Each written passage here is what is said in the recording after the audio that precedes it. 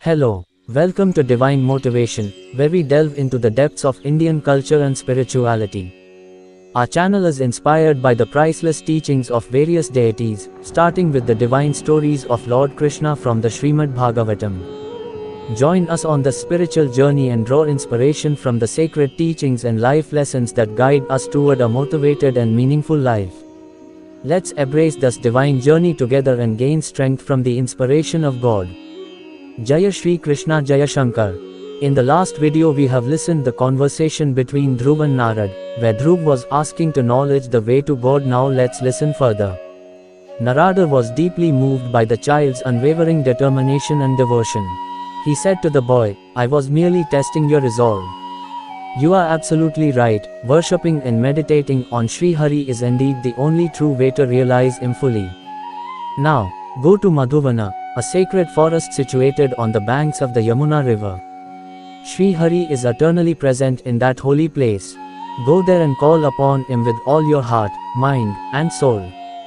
Focus your entire being on His four-armed form, which radiates with all the most auspicious qualities. And as you meditate, continually repeat this sacred mantra, Om Namo Bhagavate Vasudevaya." These divine instructions left a deep impression on young Dhruva's mind and heart. After humbly paying his respects to Narada, Dhruva set off for Madhuvana, where he began intense meditation and performed severe austerities with unwavering focus. His dedication and devotion were so intense that even the gods in heaven became worried.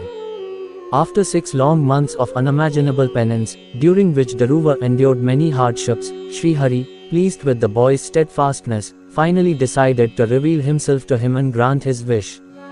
Suddenly, before Dhruva's very eyes, appeared the breathtakingly beautiful form of Lord Vishnu, standing in all his divine glory. Overcome with awe, wonder, and deep love for the Lord, Dhruva immediately prostrated himself at Sri Hari's feet, offering his heart and soul in complete surrender. Though Dhruva wished to express his love and devotion through song, he was just a child and did not know how to compose hymns. Understanding this, Sri Hari, in his infinite compassion, gently touched the boy's cheek with his divine conch shell, which symbolizes the Vedas and all sacred knowledge. Miraculously, Dhruva's voice, filled with emotion, began to sing the Lord's praises. Sri Hari, pleased with Dhruva's devotion, offered him a boon. He said, "My dear Dhruva, you shall ascend your father's throne and rule your kingdom for a long time. At the end of your life, while remembering me, you will ascend to a splendid, eternal realm that no one has ever attained before. This realm is the Dhruva star, the pole star around which all the heavenly bodies revolve. It is eternal and will remain even after the universe itself is destroyed. You will never have to return to this earthly world." Having said this, the Lord returned to his divine abode. Although Dhruva's desire to see the Lord had been fulfilled and his future was now assured, a sense of regret lingered in his heart. He realized that, deluded by Maya, he had asked for an earthly kingdom instead of the eternal bliss of being in union with the Lord. When King Uttanapada learned that his son was returning home, he was overjoyed. The king, accompanied by his ministers and courtiers, went out in a magnificently decorated chariot to greet Dhruva.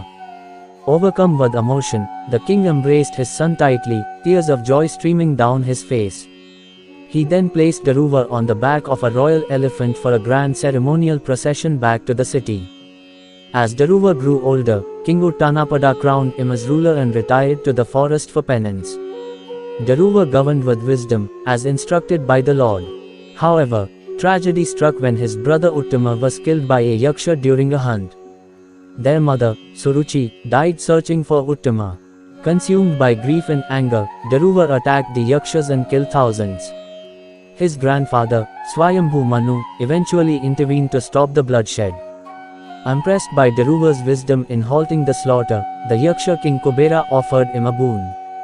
Dhruva asked only for the Lord's constant presence in his heart, a request Kubera gladly granted. Dhruva ruled justly and, after a prosperous reign, retired to Badrikashrama to meditate.